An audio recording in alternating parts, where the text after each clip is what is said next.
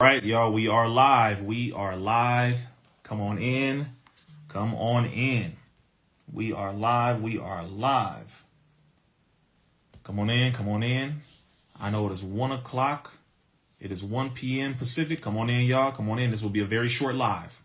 Come on in. Let me know what city, what state, what country you're checking in from. Let me know what city, what state, what country you are checking in from.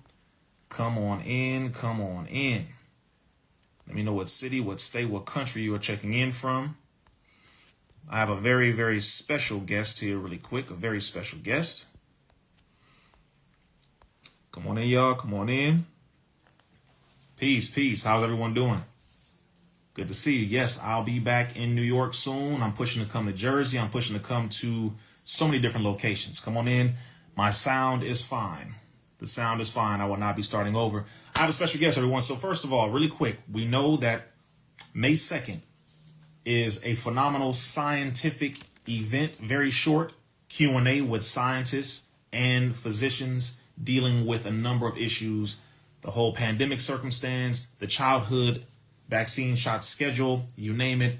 And one of those presenters, who was a phenomenal physician who has not sold us out as a people and who has been doing beautiful work, her name is none other than Dr. Rachel.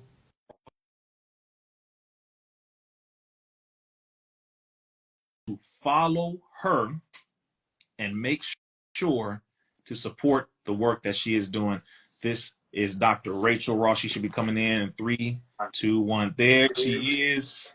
Hey, Peace, peace. We are live. We are live. Look at this. There's over 230 people already.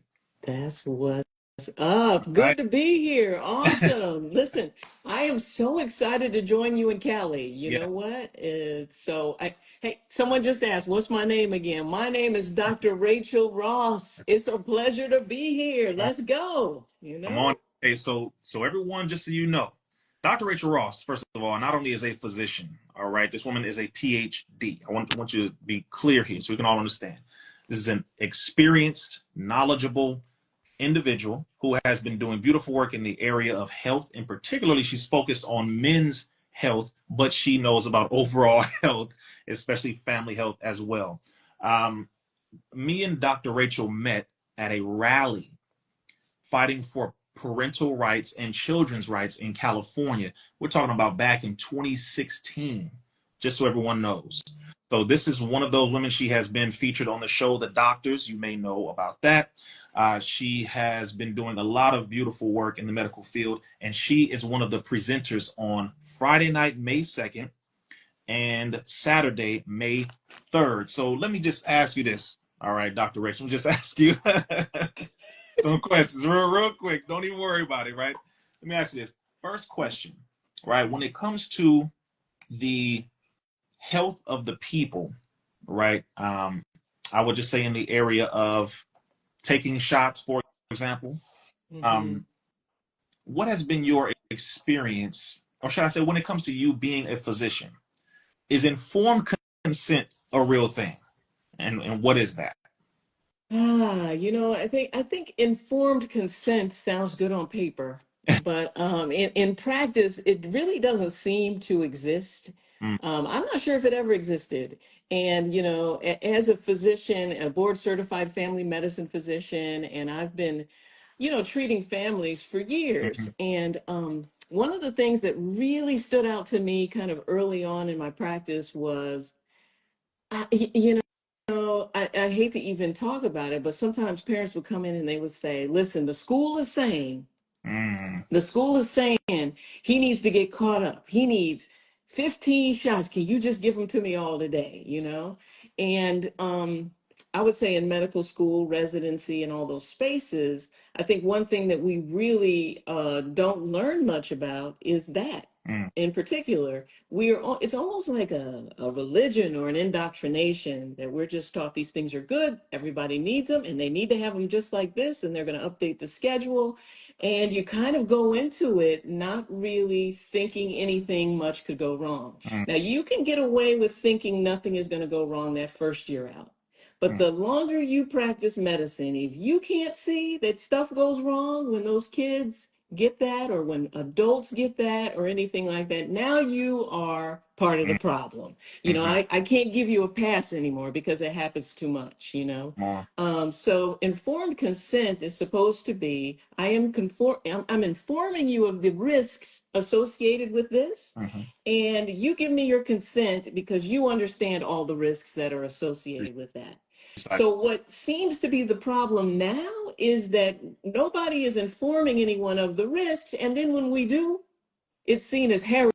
Yes. You know, I lost my job, you know, they called me crazy, you know, still to this day, I was on TV every single day of the week for 3 years straight.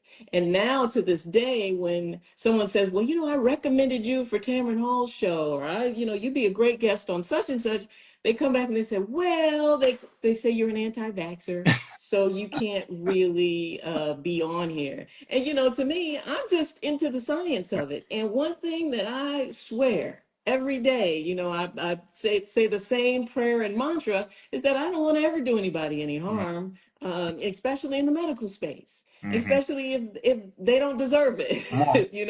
Yes. So that becomes the piece, right? Is like, when are we going to step back and really look at the science and really look at the data, and then as a people, and I'm Mm-hmm. talking all humans, but I'm also talking about the people. Mm-hmm. When are we going to come out from beneath all of these textbooks and really look at what's happening in the community? Why is childhood obesity? Why is the fertility rate so Mm-hmm. low? Why do women have so many fibroids? Why is the guy's sperm count so low? Why do we have so much autism? Why do we have so much ADHD? Why do we have so many chronic illnesses? Why, when we spend more money per patient than any other developed country in the world, and we have the worst health outcomes? Why?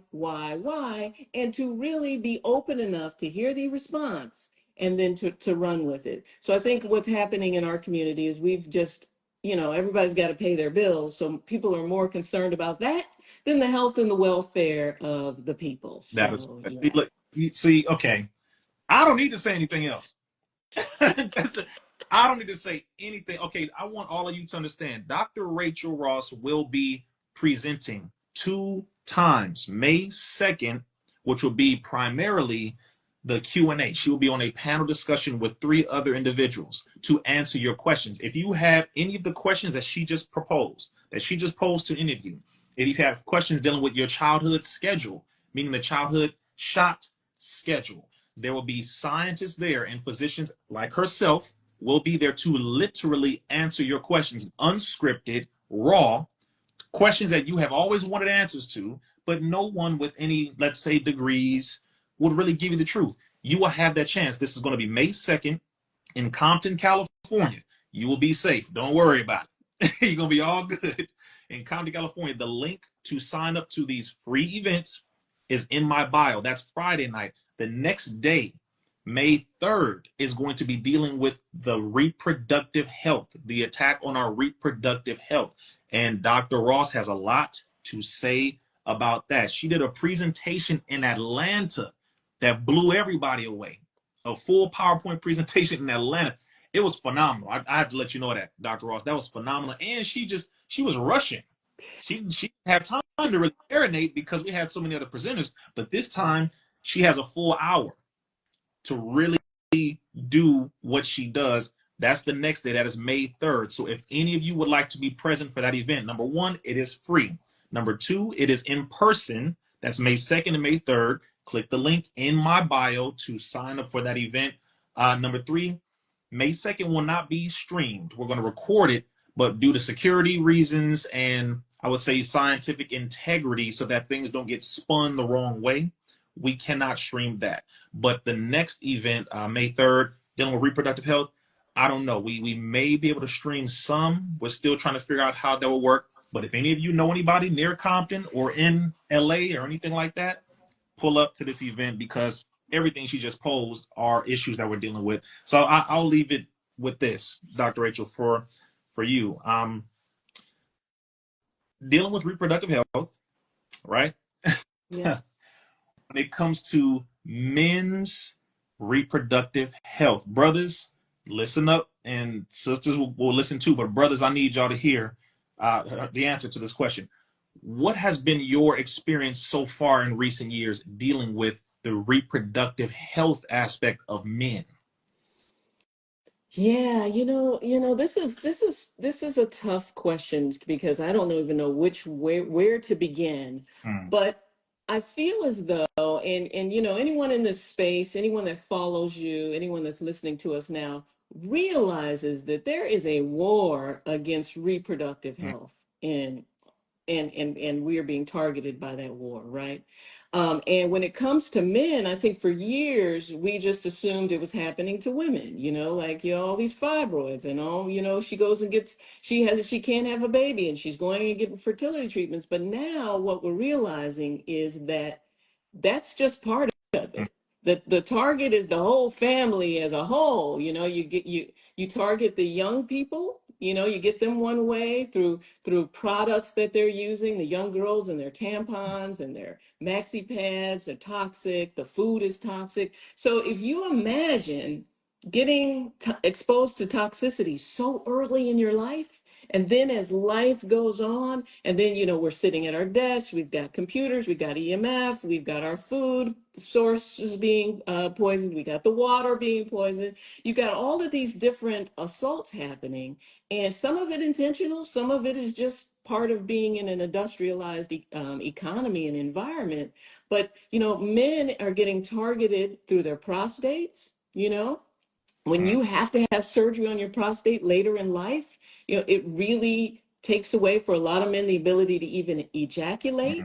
It takes away their ability to get an erection. So they're targeting it through the prostate, but the low sperm count becomes an issue even earlier in life.